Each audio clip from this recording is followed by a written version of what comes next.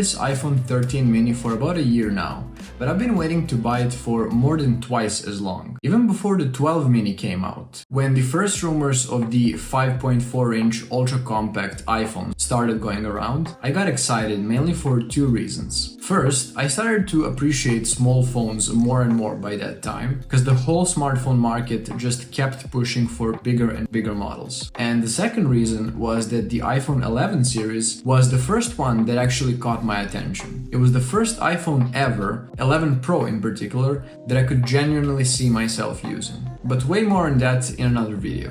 But then, in September of 2020, after the release of the 12 lineup, the reviews started getting in, and it turned out that the battery on the smaller model wasn't that great, and that the more significant upgrades are expected for next year. In 2020, the primary focus was the new redesigned squared-off chassis and 5G, which is like the least important thing on a phone. Because, surprise surprise, even after almost 4 years since the first 5G phone, it still continues to prove itself totally useless in like 99% of cases. So I made a decision to just stick to my at that time almost 2-year-old Android phone that had 4000 mAh and could still last me a full day of use. And then the time started passing by and the rumors started confirming more and more of what I was hoping for 13 mini to be like. And a year ago, I finally got my hands on this phone.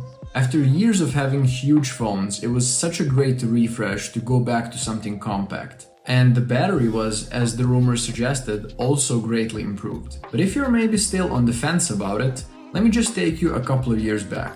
It was 2018 and the first Max iPhone came out, the XS Max in particular. And of course, they talked so much about how great the battery was. Well, remember that phone? If you go to the Apple's official website and compare it to the 13 mini, the latter literally has 2 more hours of video playback. It is absolutely unreal how much the battery technology and chip efficiency improved over the years, and I truly think we take it for granted. But the battery did not just improve on this model. The entire 13 series was absolutely incredible. So that's also what I want this video's focus to be on. The whole lineup, but especially regular 13 and 13 mini. And should you buy them now, a year later? I honestly do think that 2021 was the year where Apple definitely solidified their place as the best overall smartphone maker. Apart from the battery, they also improved cameras across the whole lineup with bigger lenses and sensor shift stabilization, which was previously exclusive to 12 Pro Max. So now a lot more light could come in, and it really shows on the photos. I've noticed it especially on portraits and night shots, with a great dynamic range and more details. Photographic styles were also pretty welcome, since now you could have a color science more preferable to your liking. Maybe a bit more vibrant galaxy-like shots, or HDR-y pixel-like ones. They've also shrunken down the notch for the first time since its introduction, finally added higher refresh rates to the Pro models, continued leading the industry with blazing fast and by far the most efficient processors that were the same across the whole lineup. Remember those times? Remember when each year meant a brand new phone with a brand new chip inside? Yeah, so now let's look at the 14 lineup. Apple is so obviously trying to make greater and greater difference between the Pro and the non-Pro iPhones, so they could hopefully upsell you for the more expensive model. And they started doing it since the iPhone 12, but that year it was just absurd to go for the 12 Pro instead of the regular 12. They had identical displays, battery, wide and ultra-wide cameras, processor. The only differences were 2x telephoto lens and 2 more gigs of RAM, which definitely did not justify the $200 price difference. But then on the 13, the difference became a bit more prevalent, with all the back cameras being slightly better, a bigger display upgrade with ProMotion and more brightness, and then they also started differentiating processors, but only by 1 GPU core, so it was 4 compared to 5, at least for that year.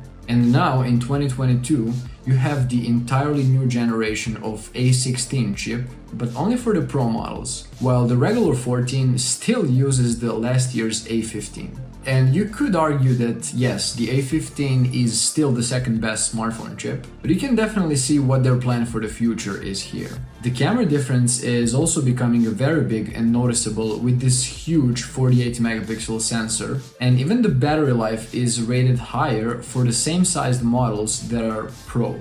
So if you look at the regular iPhone 14, it is the exact same phone from last year, apart from maybe the cameras that got a slight improvement with Photonic Engine, which is yet another software feature. And aside from that, there's only a couple more edge case features that 99% of people will never actually use, like satellite connectivity and crash detection. And that is pretty much it.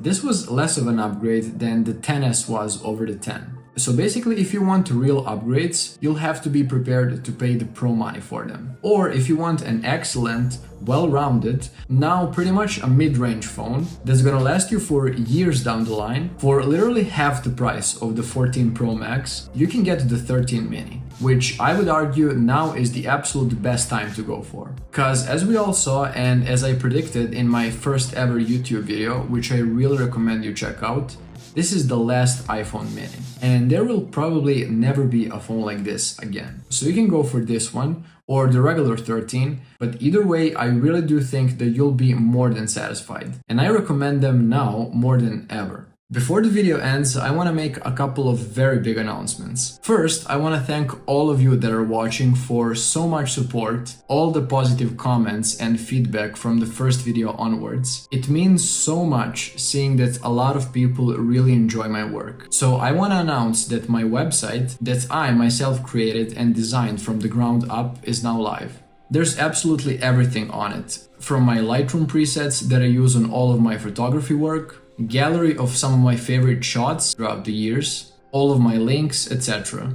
So you can go and check it out and spend some time on it. It's gonna be the first link in the description. The second link is the Patreon that I also just created. I'm still a student and I really want to pursue this, making videos, even more. So there's now 2 new ways you can support me and my work. Visit my website and buy my presets and join my Patreon. See you there. Bye.